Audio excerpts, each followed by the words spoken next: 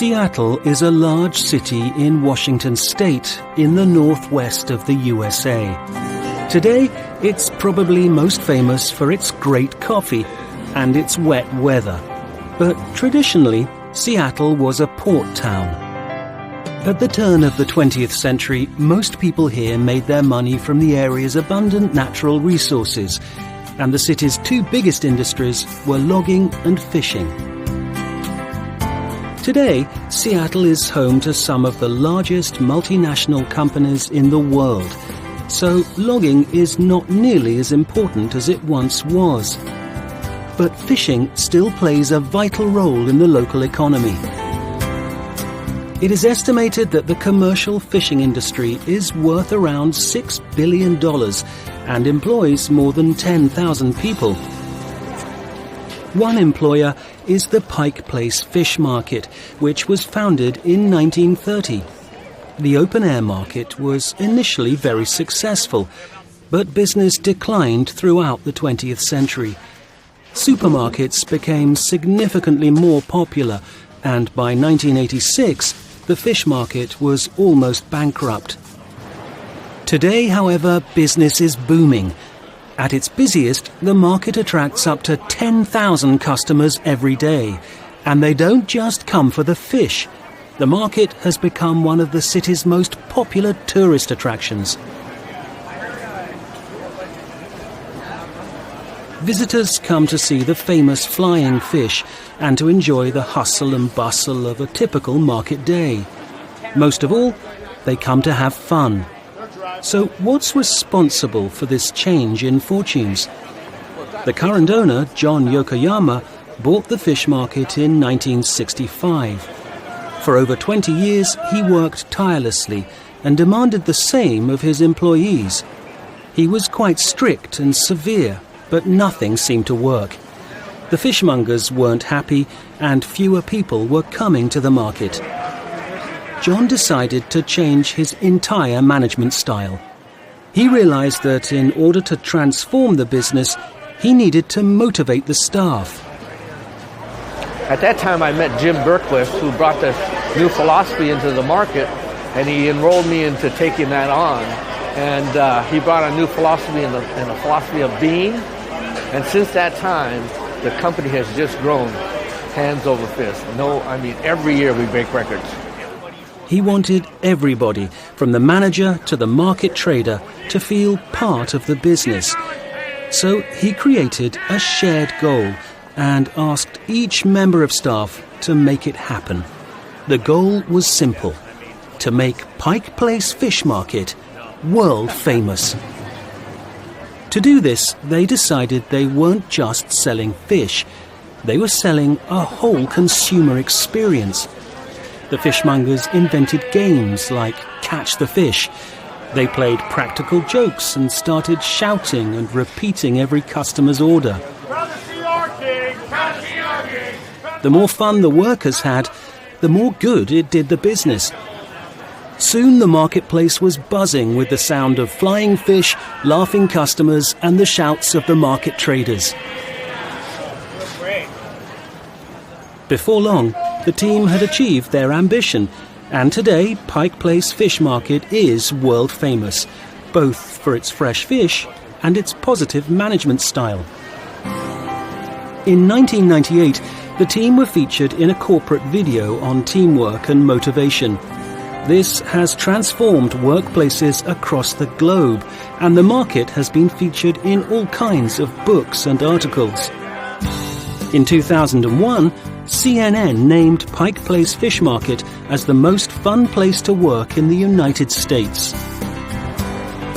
The Pike Place Fish Market has become well known for its vibrant atmosphere and playful staff, but behind the fun is a strong commitment to friendly service and quality products. And from wild Alaskan crab to sockeye salmon, the Pike Place Fish Market will be selling world-famous seafood for a long time to come.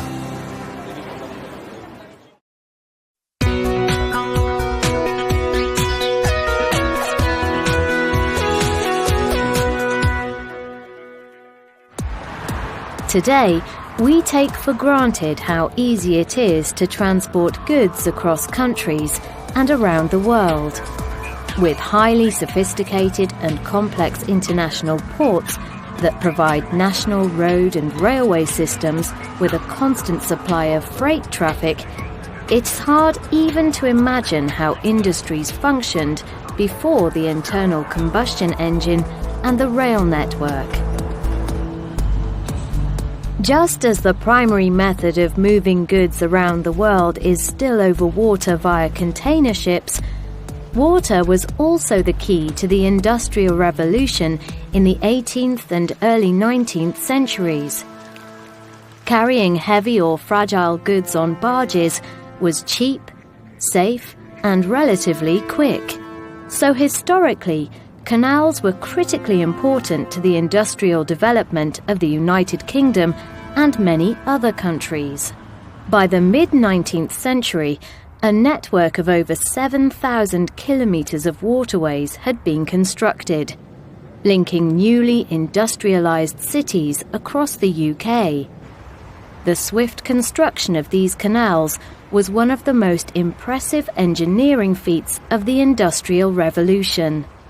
But the United Kingdom isn't flat, and the hills and mountains created an enormous challenge when it came to building a network of canals that could cross the entire country. While multiple locks were used to gradually raise or lower a boat, the method was exceedingly slow. And for the engineers of the time, finding a way around this issue proved impossible.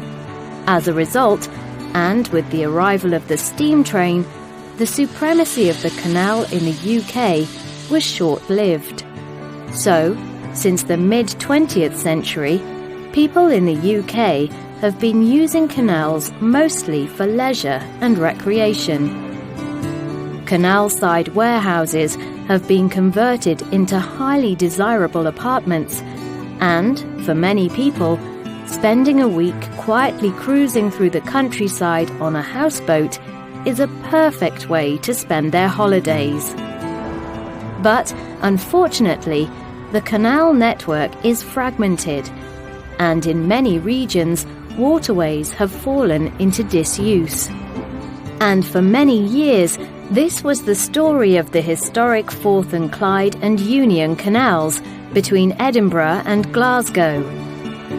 Located in an area of Scotland renowned for its stunning lochs and mountains, the two canals were separated by a height difference of 35 metres. Since 1933, when a series of 11 locks at Falkirk were dismantled, there had been no way for a boat to cross Scotland from east to west on the canals. That was until 1994, when engineers decided to tackle linking the canals once more, this time using modern technology. After years of research and development, engineers came up with a beautiful and radically new solution to the age-old challenge.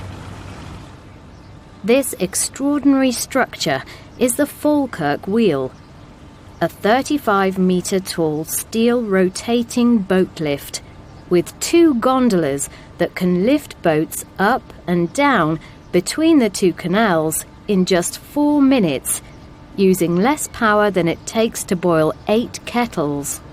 At a cost of over £17 million to construct and using 1,200 tons of steel, the wheel opened to the public in 2002.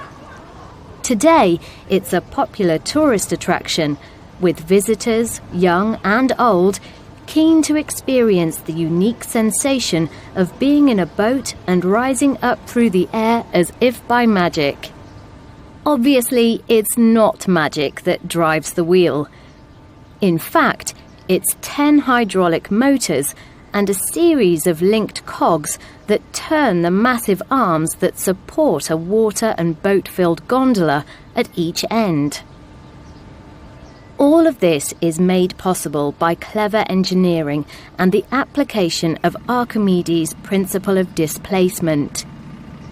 This basic principle of physics guarantees that the weight of any boat in a gondola will displace an exactly proportional volume of water, so the final boat plus water will always remain the same. It's this precise balance that means a minimal amount of energy is required to rotate the gondolas from top to bottom around the massive central spine. The giant mechanisms controlled by computer and constantly monitored to guarantee the safety of everyone using the wheel.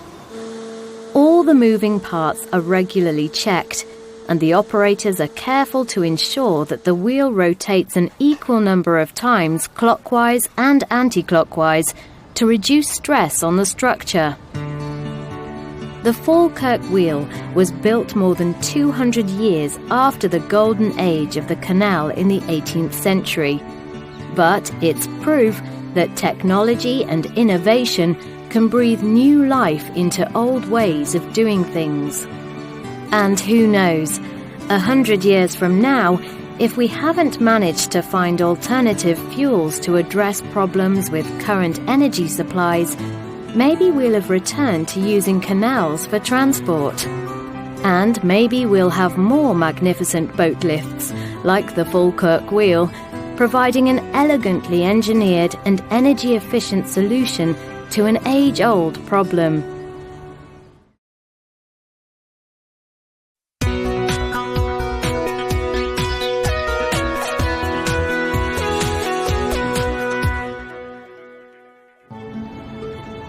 On a beautiful August afternoon, dozens of tall ships of various shapes and sizes, accompanied by hundreds of smaller boats, formed the largest flotilla in living memory as it left the small town of Falmouth in the southwest of England. These magnificent ships were all heading for the start of a race to Greenwich, over 200 miles away in London. On board these ships were over 800 trainee crew members, many of whom had never been to sea or even been sailing before. These trainees had been recruited to support the professional sailors and given the chance to experience life as part of a tall ship crew.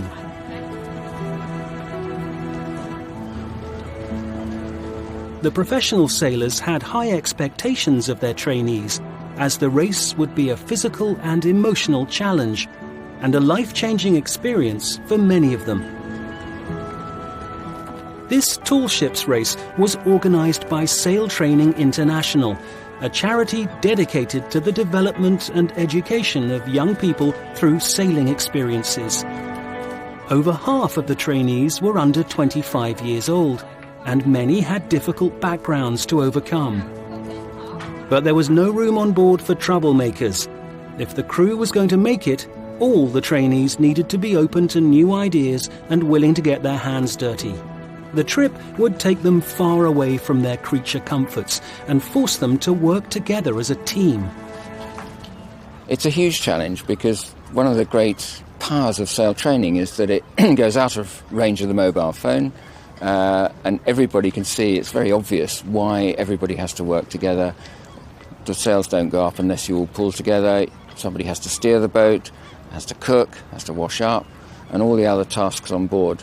And even people who have no idea about boats at all very soon understand why it's necessary to work together, and it has a terrific effect on the crew. So right now, at the beginning of this race, we've got a lot of very anxious young people climbing the masts for the first time in port, pretty worried, white knuckles. But once they get to Greenwich at the other end, next weekend, they'll be confident, working together, and they'll remember it for the rest of their lives. For some of the trainees, this is not their first time on board, and they're eager to spend more time at sea. I started off not liking sailing at all. I was scared of boats, and now I'd happily live on one. I think it's made me more confident for meeting new people, and kind of making the most of it, like the time you've got. Because if you've only got a week on a boat, you kind of don't want to hang around and be like not doing much at the start. So I think it's just kind of taking things as soon as you can and making the most of it while you can. Jack now helps first-timers on board find their sea legs. I think probably the biggest thing is I mean, sometimes when it's really rough, it's a bit uneasy, but I mean, you just get on with it, and as soon as you've been off for a couple of days, you forget that you even felt slightly ill in the first place. And what's the biggest challenge when a new crew arrives? I think it's just getting to know the new people, really. I mean, obviously, you're always going to find people that you don't get on with quite as well, but it's just learning to kind of get around things and make the best of what you've got. But it isn't just young people who have the opportunity to experience life as part of a tall ship crew. The most remarkable ship in the flotilla is, without a doubt, the Tenacious. Launched in the year 2000, the ship is fully accessible for disabled crew, giving people of all abilities and all ages the same opportunities as their able-bodied crewmates. My name is Helen Leahy and I'm sailing here as voyage crew on Tenacious, and this is my 10th voyage on Tenacious, which is one of the 2 ships owned by the Jubilee Sailing Trust, which specialises in access for disabled people as well as able-bodied sailors on this wonderful 3-master ship. So every single detail is as accessible as possible for the widest number of people. So, for example, you might be surprised to know that somebody who's blind can actually steer the ship, because the compass has a speaking compass, so they can hear where they're going, even if they can't see where they're going. But for me, I think, as a disabled person in particular, it's about meeting other people who have different sorts of disabilities, working together with people as a crew, and when you come on board, you really don't know who your fellow crew members are going to be. They can be all ages, all shapes, sizes, colours, creeds, and that's fantastic. So it becomes a community of people who really become one, as it were, become as the crew and work together and live together in a fairly confined space for a week or so. And that's a very special experience. And I don't think it's an experience that you can have on land very easily.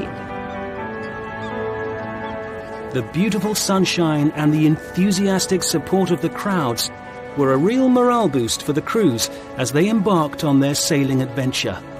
And if they could all work together and support each other, there's little doubt that their efforts would pay off with a triumphant arrival into Greenwich.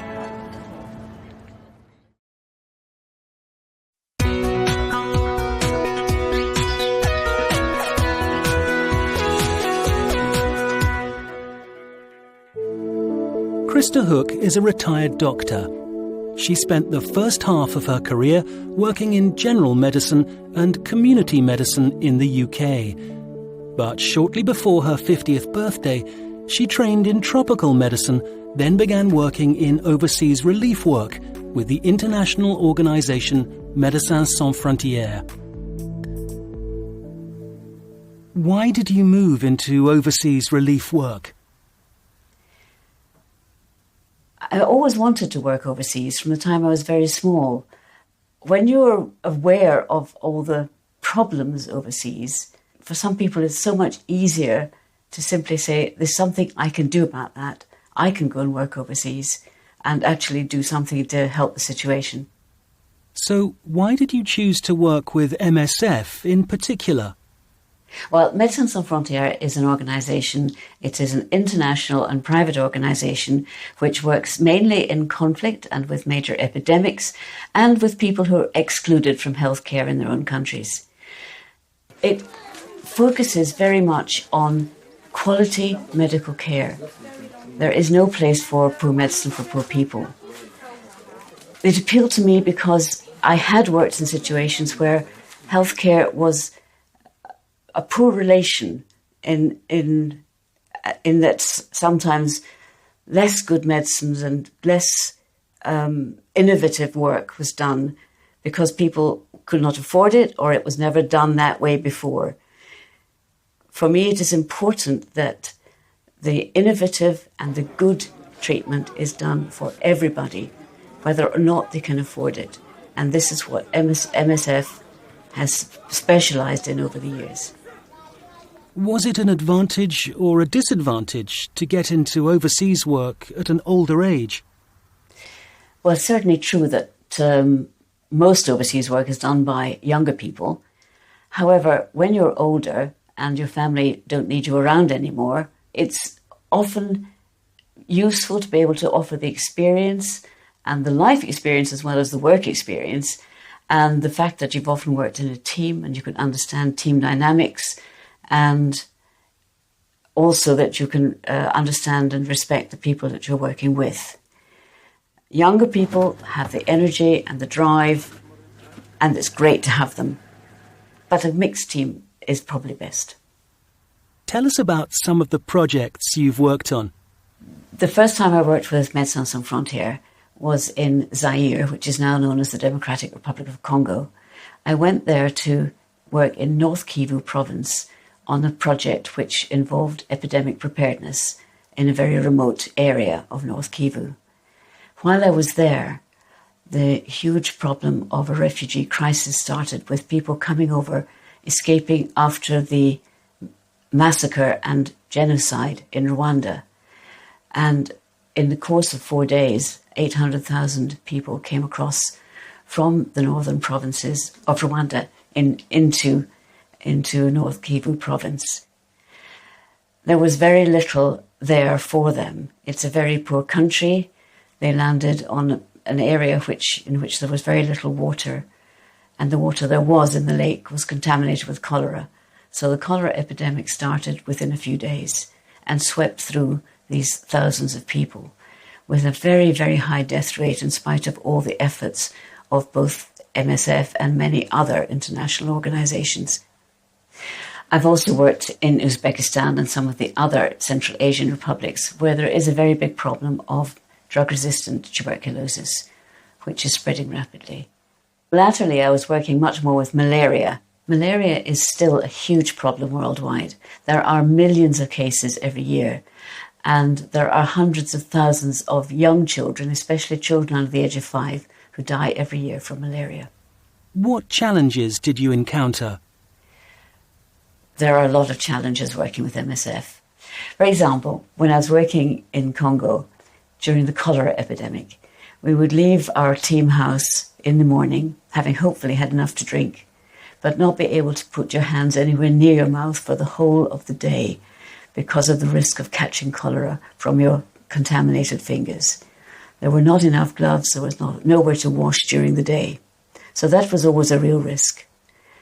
Other risks we face are from physical danger in conflict situations. There is a risk of being caught in crossfire, and I have lost friends and colleagues in this way. Can you describe a typical MSF project team? Yeah, a typical team involves some doctors and nurses, but a lot more people who are giving them all the backup that they need, especially logisticians and people who are involved with the transport and with the bringing in of the drugs from other countries and looking after the finances.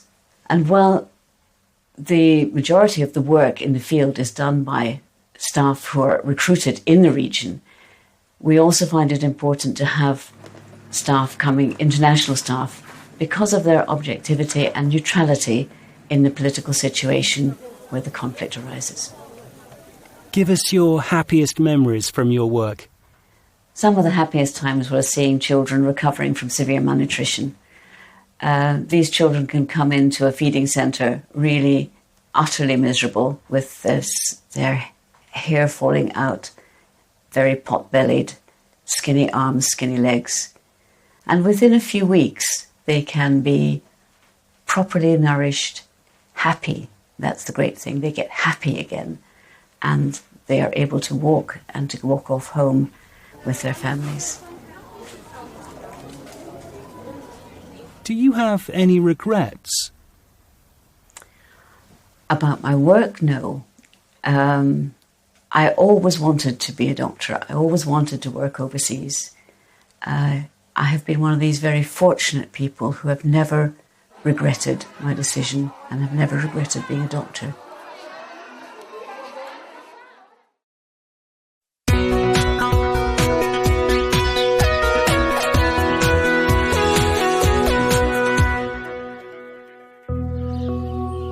The sun gives us light, heat, and energy.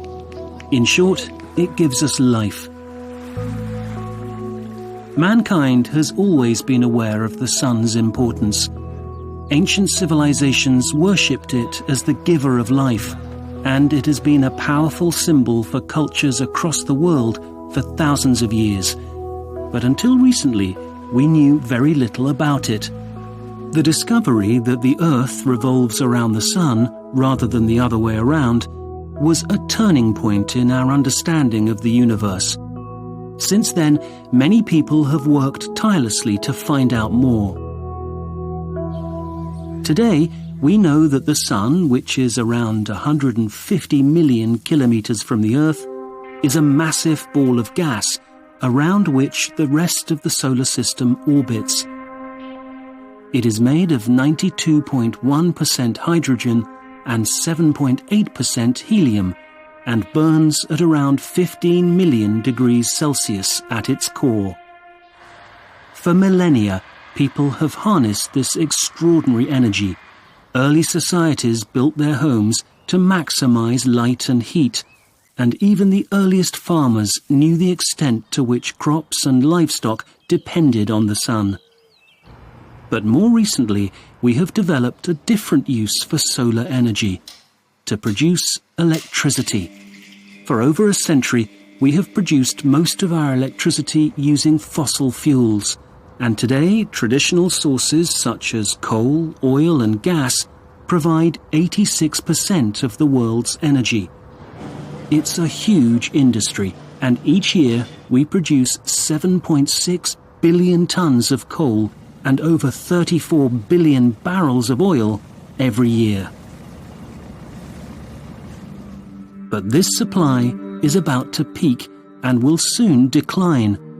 At the same time, demand for energy is increasing, especially in emerging economies like China and India. In order to meet this growing demand, companies across the world are looking for new energy sources, one of which is the sun. Avra Valley is a large solar farm in Arizona. It stretches across 300 acres of desert and produces 25 megawatts of electricity. At full capacity, Avra Valley can serve more than 20,000 homes, and over the next 25 years, it is hoped the electricity being produced here will offset around 51,500 metric tons of carbon dioxide, which is the equivalent of taking 10,700 cars off the road every year. But how exactly does it work? Avra Valley consists of hundreds of these photovoltaic solar panels. Photovoltaics is the most common way to convert solar energy into electricity. It was first discovered by the French scientist Alexandre Edmond Becquerel when he was just 19, and today's panels are still based on the same fundamental principle. The panels soak up the sun through these silicon sheets, and this creates an electric charge, which is then channeled through these metal conductors. This method is clean and green, but there are some issues, the greatest of which is cost. Harvesting solar energy in this way is very inefficient.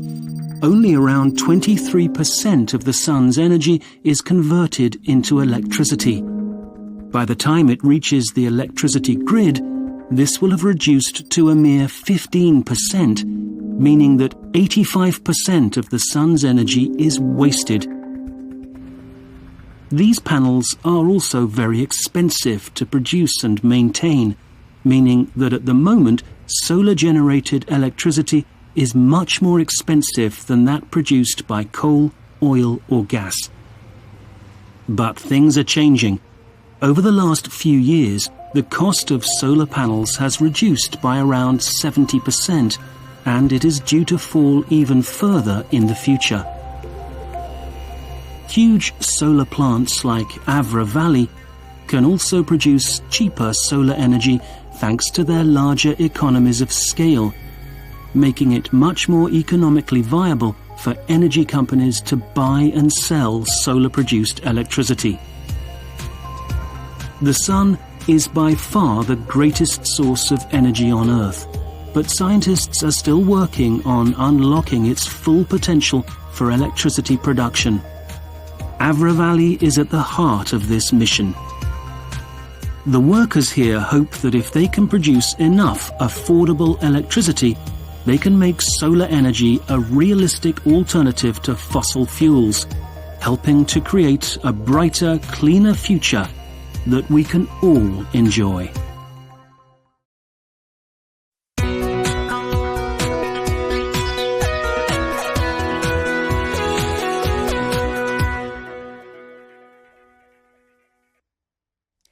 In today's fast-paced society, free time is a precious commodity. Many of us feel we spend far more time stressing out than chilling out, and if we had the choice, many of us would work less and play more. But our modern concept of leisure is a relatively recent phenomenon. Our ancestors would never have imagined that we'd have so much free time and so many different things to do. But of course they did play. Relics unearthed from ancient civilizations across the world show people taking part in all kinds of games and activities. However, this kind of leisurely fun was largely limited to the upper classes, who didn't work at all. For the majority of people, work and life were intertwined, and leisure time didn't exist. Until ancient Greece. The ancient Greeks took great interest in the arts and sport. The success of their civilization meant their basic needs were met, so they could pursue other interests. The wealthy elite, who had the luxury of leisure time, would spend it listening to storytellers, watching plays, and enjoying early examples of modern games, like drafts, dice, and marbles. The rest, who couldn't afford such frivolous games, played sport. This was an essential part of Greek society and was often central to religious festivals, including the very first Olympic Games. Here in the Olympia Valley, athletes would take part in events like wrestling, long jump, javelin, and the discus, while thousands of their countrymen looked on.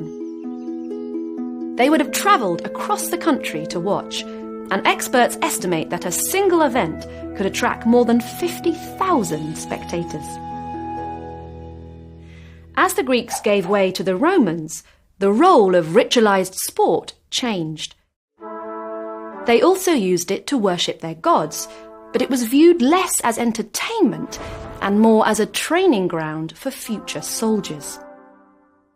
However, as the empire grew in both size and wealth, many Romans had more time on their hands.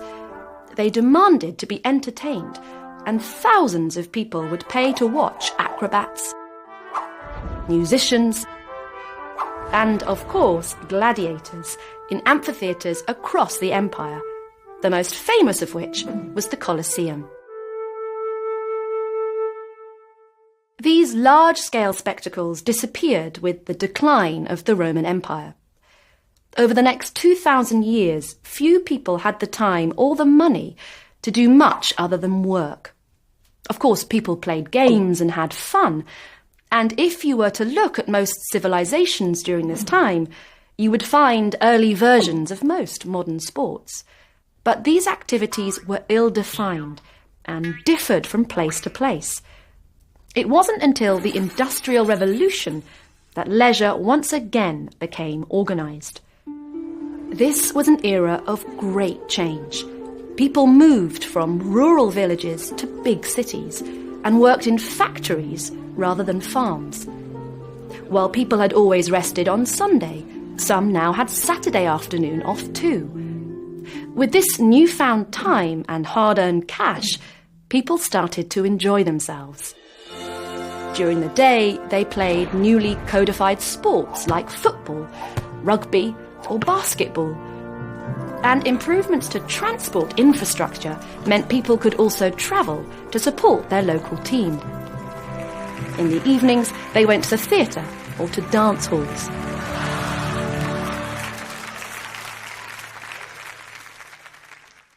The impact of this leisure revolution can still be seen today. Many of our modern leisure activities have their origins in the 19th century. And the attitude toward free time changed dramatically. In 1800, it was still seen as the preserve of the rich. But by the middle of the 20th century, it was viewed as a right rather than a privilege. By the 1960s, people were spending more money on leisure than ever before.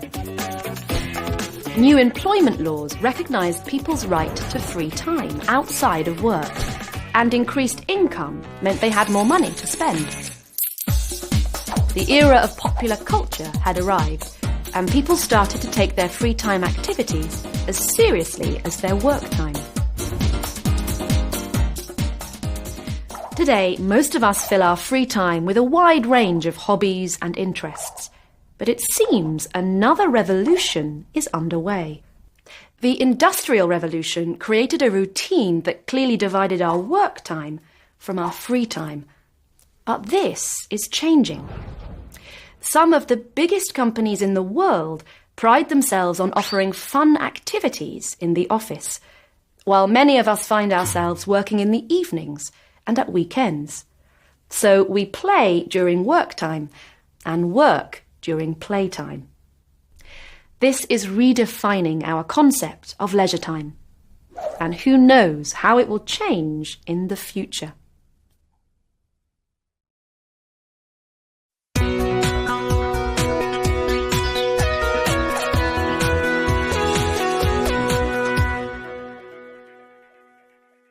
Part 1.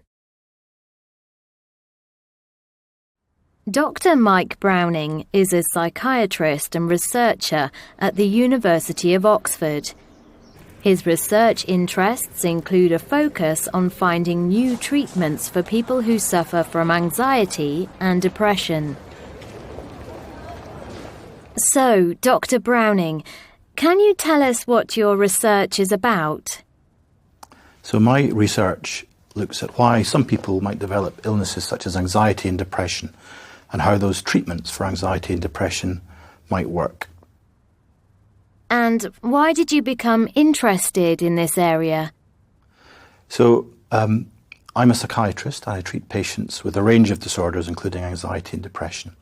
And one of the realities of treating people with these difficulties is that the treatments that we have don't work as well as we'd like.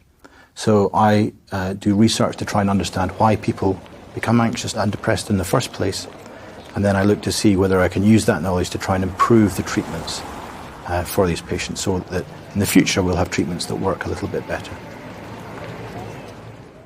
In your opinion, how much does emotion and gut reaction influence decisions in our daily lives? Okay, so I think probably the first thing to say is that almost all of the decisions that we actually make in our daily lives we're not consciously aware of making. We make them by habit.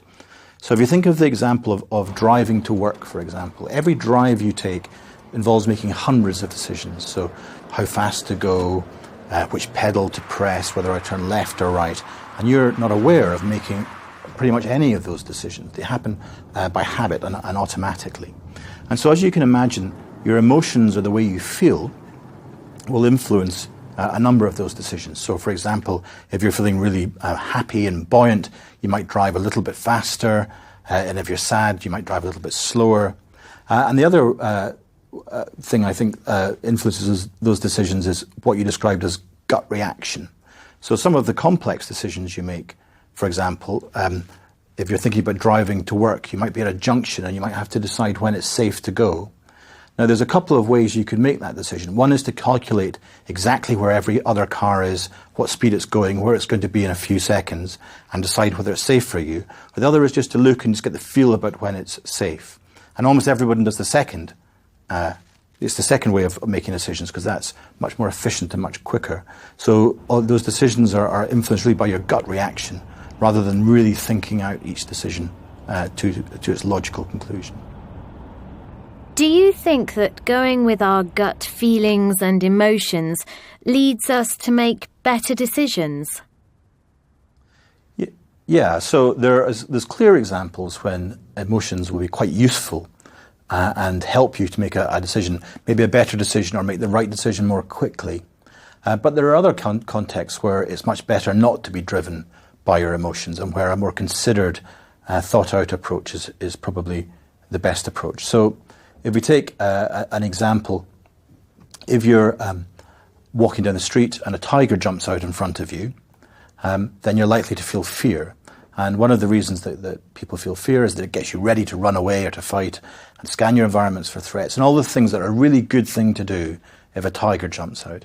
So following your emotions when a tiger jumps out is a really good idea, whereas thinking it through too much would be a really bad idea. But there are other decisions, for example, as we mentioned before, buying a car or something that's a bit less urgent and a bit less emotionally charged, where it's often better to make a more considered decision. Part 2. In general, are people who suffer from anxiety more likely to make decisions based on their emotions, or are they more likely to think things over more carefully? I suppose that's quite a complex question, actually. They tend to make decisions in a different way to people who are less anxious. So whenever you make decisions, you'll often have to weigh up the pros and cons of the different options that you have available to you. And what you find with anxious people is they tend to be more averse or more worried about the bad things that might happen to them. And so that changes the decisions they make a little bit. So anxious people will tend to make decisions that they think are less likely to put them in harm's way. So that can be a good thing. But the problem is that sometimes that means that you'll miss out something really good happening because you're not willing to take the risk that maybe it won't turn out well. So to give you a sort of real-world example of this, there's a couple of studies that have suggested that if you're anxious, and particularly if you're male, if you're a man, you're less likely to be run over by a car in your 20s. And possibly because people who are anxious will look a bit more assiduously both ways to see if a car is coming. However, to balance that out, once you get up to your 30s and 40s, you're more likely to die of things like heart disease. So the worrying isn't all good. But there's obviously some benefit to being a little bit worried about the things in your environment that might harm you.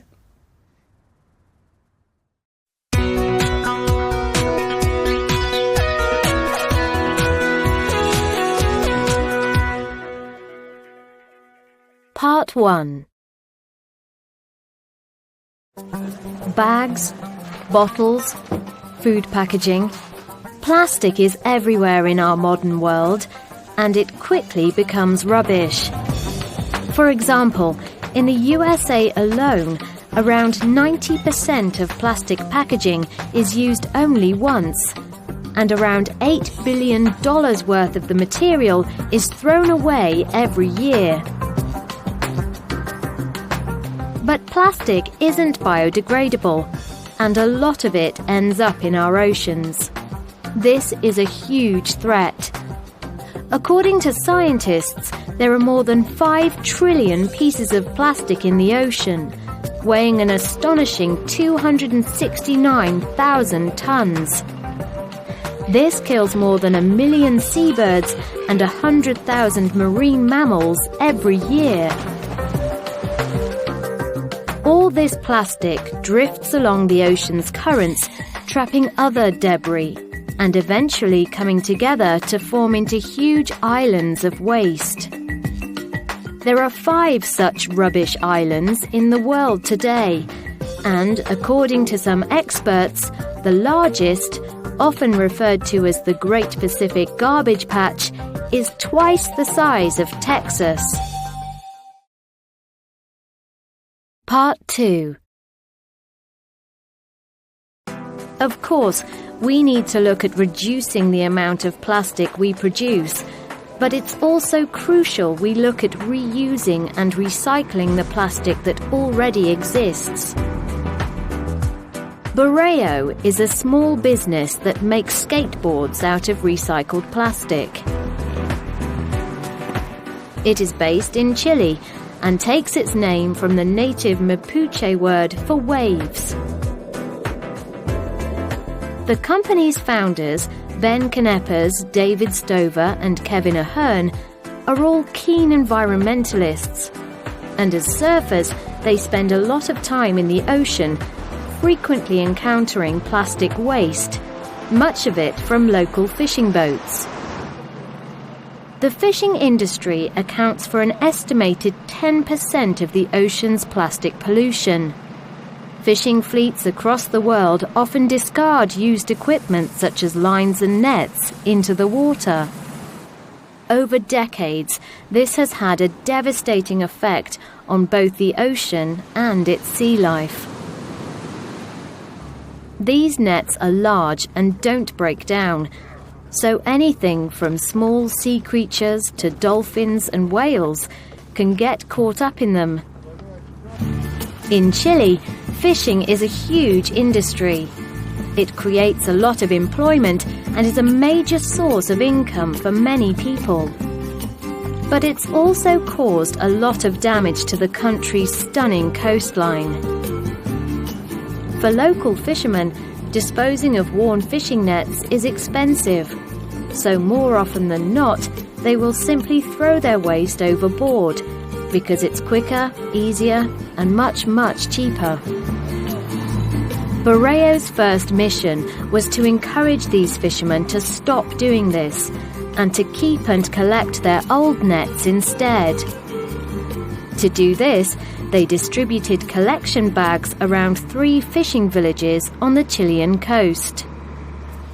Convincing these fishermen to break the habit of a lifetime wasn't easy, but the locals soon saw the benefits to the ocean and to the local community. Within 6 months, Borreo had collected 3 tons of plastic, enough to start manufacturing the company's first product, the Minnow Cruiser. Once they've been collected, the plastic nets are transported from these small fishing villages to Santiago, where Borreo has a recycling and manufacturing facility. Here, they shred the nets and break them down into their original pellet form. This is then melted and injected into a mould, creating the deck of the skateboard. The wheels are added and the product is ready to be sold. So far, the business has been a huge success. The focus on sustainability meant the company initially attracted a lot of interest, quickly raising $64,000 through Kickstarter and obtaining a grant from the Chilean government. The boards are proving popular with customers too, with their appropriately designed minnow boards selling all over the world, but especially in California, the center of the skateboarding universe. Over the next few months, Borreo hopes to extend its program, encouraging more fishermen to donate their used nets so that they can produce more skateboards. Ben, David and Kevin know their efforts are just a drop in the ocean. It'll take a lot more than one small startup to stop the flow of cheap and disposable plastic into our seas and oceans. But Borreo's early success shows that there is a demand for eco-friendly products that actually make a difference. And if this trend continues, it could help to turn the tide on marine pollution.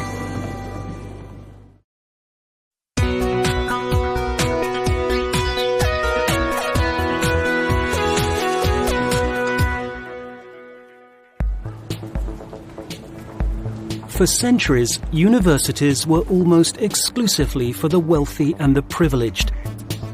They taught classical subjects such as philosophy, theology, Latin and Greek, and prepared students for a lifetime of learning rather than a lifetime of work.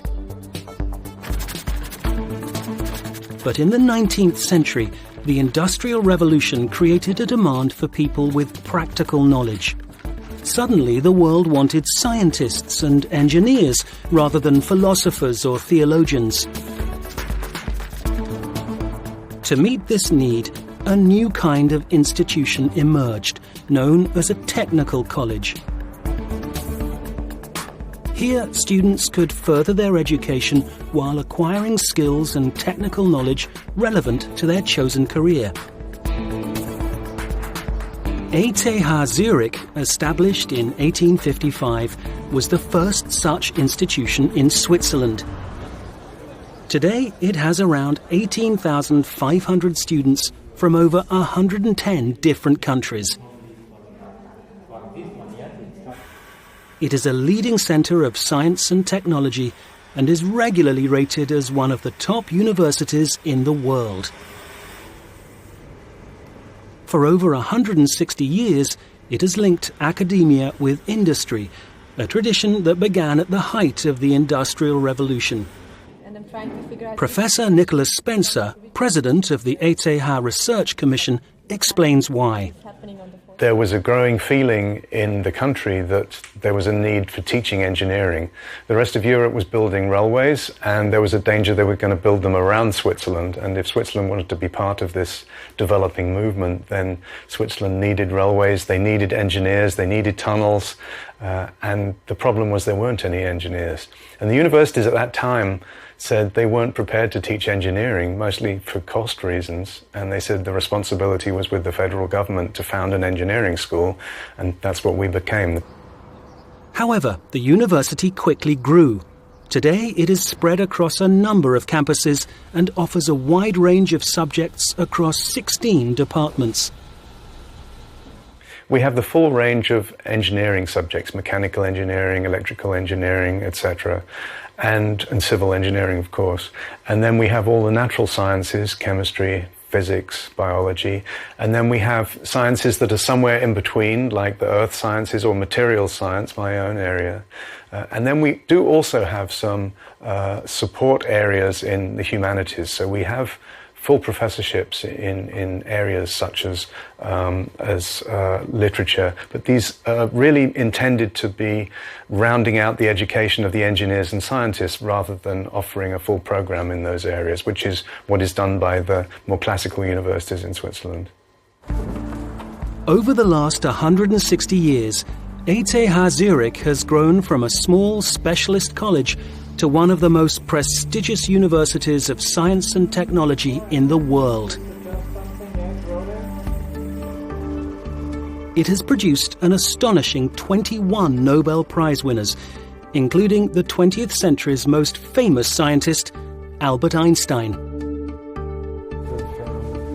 How does Professor Spencer account for this extraordinary success? Well, I think there are three main reasons. One is that it's had the support of the federal government from the beginning, and it's still very well supported by the federal government to a level that most countries don't support their universities. So that's a very good starting point, but that's not enough. There are examples of universities that are well supported that don't have that reputation. The other is from the very beginning it's been international. Even in the middle of the 19th century, there were many professors who weren't Swiss, and we now have 60% of our professors who are not Swiss. I think this makes a big difference in outlook, because we're always trying to recruit the best in the world in any subject. I think the third reason is that professors are really given a very high degree of autonomy, which means they're given a good situation in terms of doing research, they have good students at their disposal, and they're given complete freedom to work on whatever projects they think are right. ETH Zurich has always been on the cutting edge of both science and technology, and this emphasis on innovation is reflected in its teaching. we're looking at a lot of different new trends in education and trying some of them out in our teaching offerings right now. And one I particularly like is the inverted classroom, where the students arrive prepared for the lecture. So they're not arriving ready to learn, they're arriving already having started the learning process. For example, by watching videos or looking at material in books or on the web the night before and asking questions in an online forum before they get to the class. And then the first thing that's done in the class is to discuss the questions they have on the material they've already learned. So we're doing that right now in an experimental class over this summer. And we have high hopes that that's going to be a new mode of teaching various techniques in materials science in a hands-on way. Since it began, ETH Zurich has adapted to meet the challenges of the modern world. It has continued to develop and evolve in both its research and its teaching methods. This ability to change with the times has made it one of the leading science and technology universities in the world.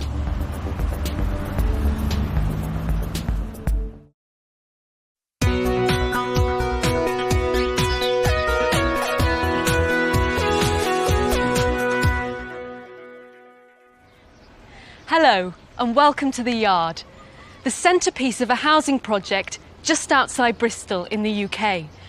But this isn't an ordinary property development. It's only 2 miles away from one of the UK's major cities, yet its beautiful location and strong community spirit make it feel more like a village than a suburb. This is because it has been built and maintained by the people that live here. 32 of these houses have been designed and developed by their owners.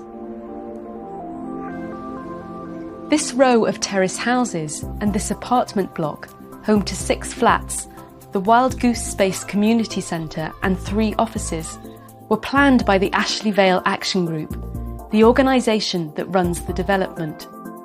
The neighbourhood has a private road, a play area and numerous community gardens. But it wasn't always like this. Over 20 years ago, this entire area was owned by a scaffolding company and consisted of little more than a couple of warehouses and a dilapidated office block. However, when the company tried to sell it to a property developer in the late 1990s, a group of local residents decided to intervene. They formed an action group and campaigned to buy the plot. They wanted to serve the local community rather than a wealthy property developer, so they decided to focus on self-building, selling plots that people could build on. The idea quickly became popular, and before long, the group had raised enough money to buy the site. By the mid-noughties, construction had begun. Although many of the people here didn't have a background in building, they quickly learned together, sharing skills, knowledge and resources. As well as construction tips, they pooled their knowledge on sustainability too. Many residents used natural materials, like lime render, and insulated their properties with recycled newspapers packed into the walls. All the windows were double glazed to keep the heat in, and some residents planted sedum grass on the roof. They also equipped each property with solar panels to generate both heat and electricity. By around 2009, the residents here had created one of the most distinctive residential areas in the country, a housing estate that each member of the community had helped to build. This is at the heart of the philosophy here. In an age where properties are often seen as mere investments, this development offers people a personal connection to the home they live in. Because of this, people stay long term, and all the residents know each other. There's a strong sense of community here, and residents share everything, from sugar to lawnmowers to childcare. Today, residents often get together to work on the site's common areas. They've even created a home zone outside of the complex where green spaces help to control the traffic flow. But it isn't all work. The Wild Goose Space often holds events for the local community, including film nights, workshops and pop-up restaurants. Over the last 15 years, this area has transformed from a disused wasteland to a prize-winning development. But more importantly, it has become a community, The residents here have invested more than just money to create a place that feels like a real home. This is increasingly rare in the modern world, but demand for places like this is soaring. A recent poll showed that 1 in 7 British people want to build their own home, a 12% increase from the year before. Sadly, this won't be possible for everybody, but the development here at Ashley Vale proves that it is possible to not just build a house, but to build a community too.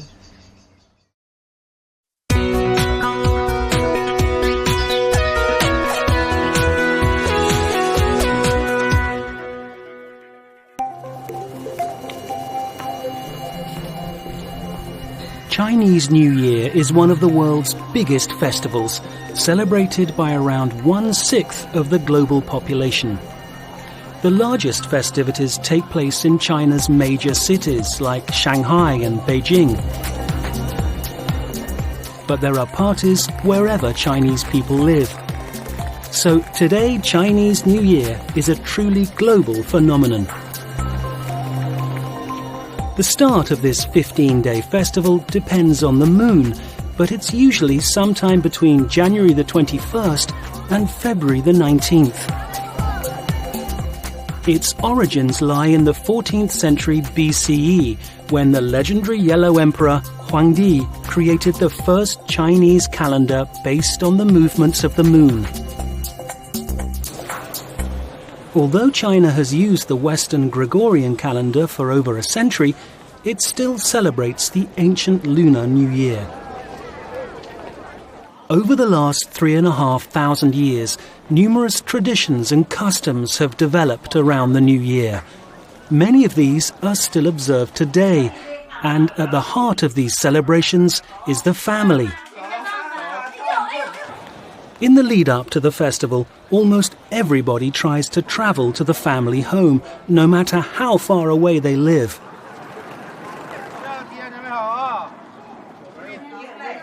Here, several generations gather under one roof. They clean and decorate the house before they start preparing for the New Year's Eve meal. Food plays an important role in Chinese culture and is central to the New Year celebrations.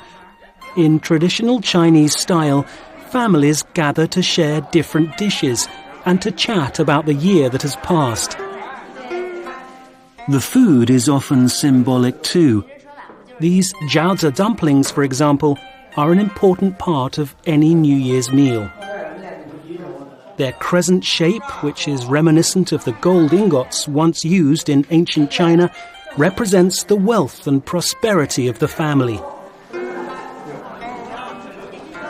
Steamed fish is also popular because the sound of its Chinese character, yu, is a homophone for the Chinese word for abundance, so it represents good fortune in the year ahead.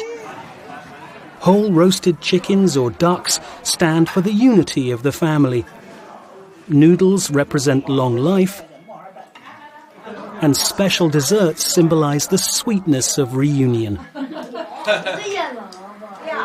After the family meal, everybody stays up to observe Shosui, which loosely translates as keeping watch over the year. They talk and have fun, play games like mahjong, an old and very popular Chinese game, or just watch television.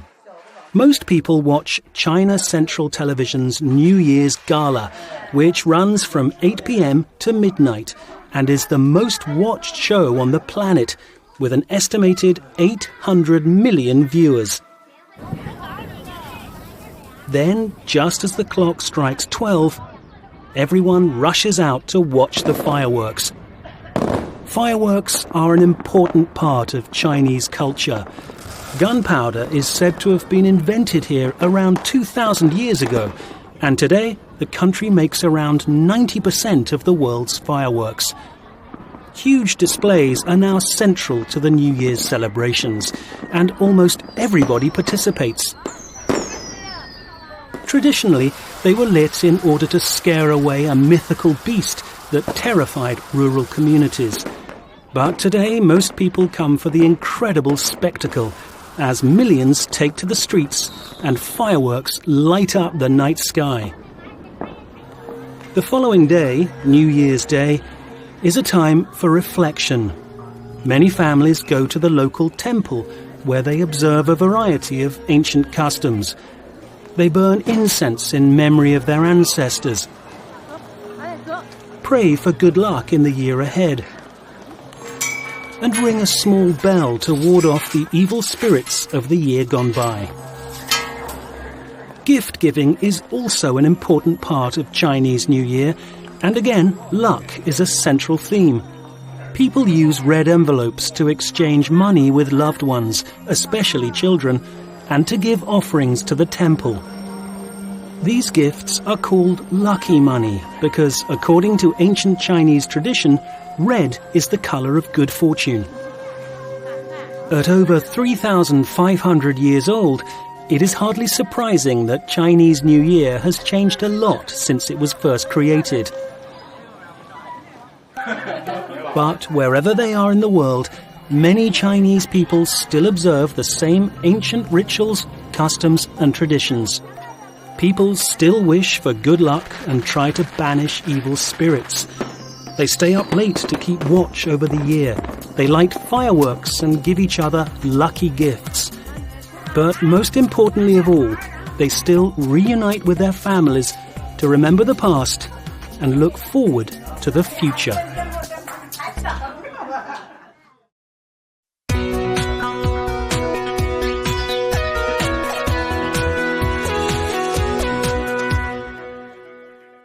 Michael Tipper is a consultant, teacher, and public speaker. He specializes in memory and promotes techniques to improve it. Can you tell us a little bit about yourself and what exactly you do? Sure. Well, my interest at the moment is probably better if I describe who I am, really. And I'm someone who has a balance of creativity and process. And that's come through my background as an engineer. I was in the military in the Royal Navy for 16 years in the submarine service, doing systems and processes and managing teams. And then I developed an interest in learning how to think more effectively, which made me more creative. So the blend of those two skills are the things that I use in the work that I do now. And that's ranged from teaching kids how to learn, helping people become better at their leadership, consulting, writing books, and helping people use their minds more effectively. Is it quite a common mistake among people to think that they've got a bad memory when it's actually something else? Many people come to me and say, I've got a poor memory. And invariably what it is, it's very rare that there's a memory problem. Now there are problems with the brain and illnesses that can cause shortfalls in the memory. But most challenges that people have are often circumstantial and the memory is blamed. To give you an example, a common problem is someone will come home and the keys go on the table, wherever they put the keys. The following day they get up and they go into work and they can't find the keys. Where are the keys? I can't find my keys. I've forgotten where I put my keys. My memory must be going.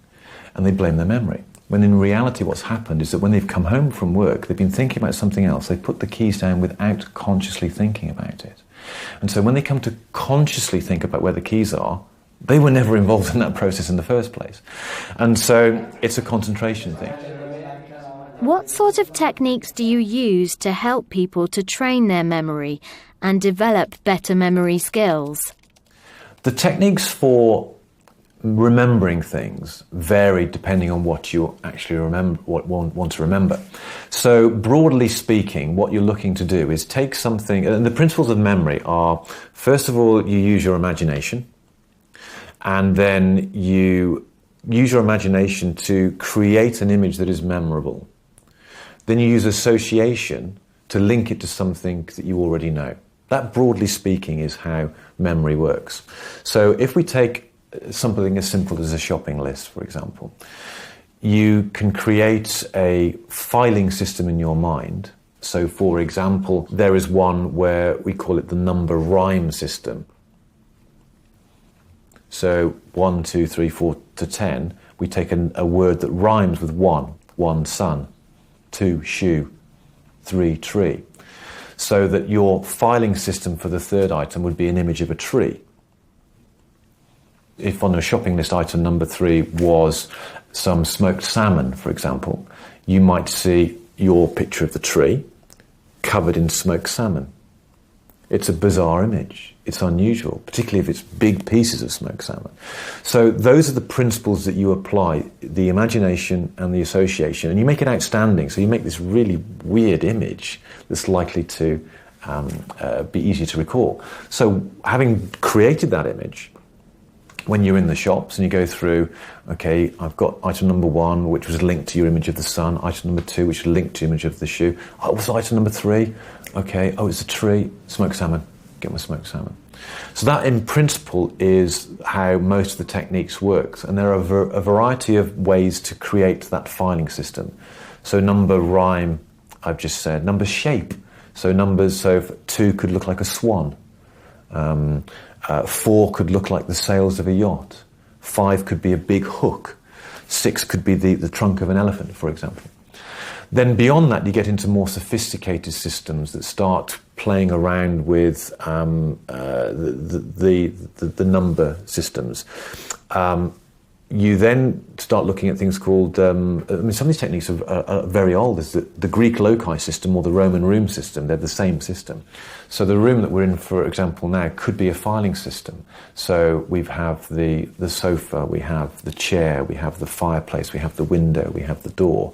Those are fixed items. So I could link something unusual to the chair, something unusual to the door. So when I'm coming to recall, I would go, what was on the door? Oh yeah, it was that weird image that I created.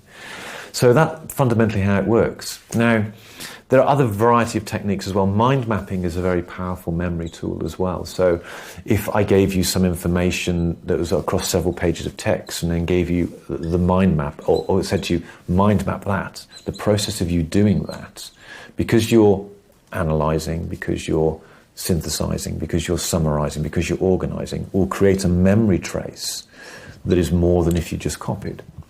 So that will stick in your short-term memory much better than if you had just read it. Things like names and faces.